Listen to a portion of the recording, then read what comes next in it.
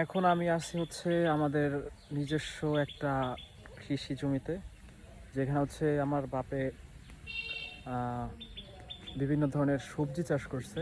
এই যে আমার পিছনে যে গাছগুলো দেখতে পারতেছেন, এগুলো হচ্ছে ধুন্দুল গাছ। তাছাড়া এখানে গরু ছাগলের জন্য আছে ঘাস। এই যে একটা গাছ দেখতে পাচ্ছেন, এটা হচ্ছে ভেন্ডি গাছ।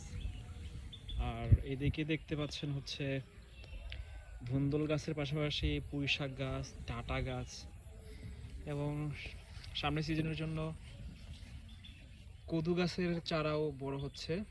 সো যাদের বাড়ির আশেপাশে একটু জায়গা আছে, তারা হচ্ছে এরকম একটু সবজির ক্ষেত করতে পারেন। এটা হচ্ছে পারিবারিক যে সবজির চাহিদা আছে সেটা মেটাতে অনেকটা সাহায্য করবে।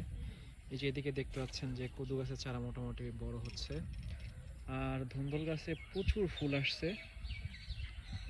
এই যে এদিকে কিছু মরিচ গাছ আছে, মরিচ গাছটার ধরন শেষ। আর এইদিকে যেটা দেখতেছেন, এটা হচ্ছে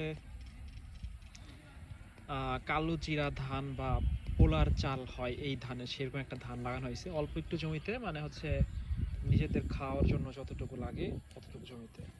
মাত্র আমি এই যে এই ধুন্দুলগুলো সংগ্রহ করলাম।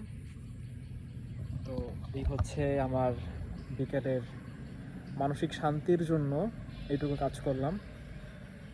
আমার মনে হয় যে এখন তো আসলে খাবারের অভাব নাই, এখন হচ্ছে একটু মানসিক শান্তির অভাব আছে আসলে সবারই। তো সকাল বা বিকালে এই ধরনের একটু সবজির খেতে টুকটাক কাজ বাজ একটু প্রশান্তি দেয় আমাদেরকে। তো ভিডিওটা দেখার জন্য ধন্যবাদ। সবাই ভালো থাকবেন।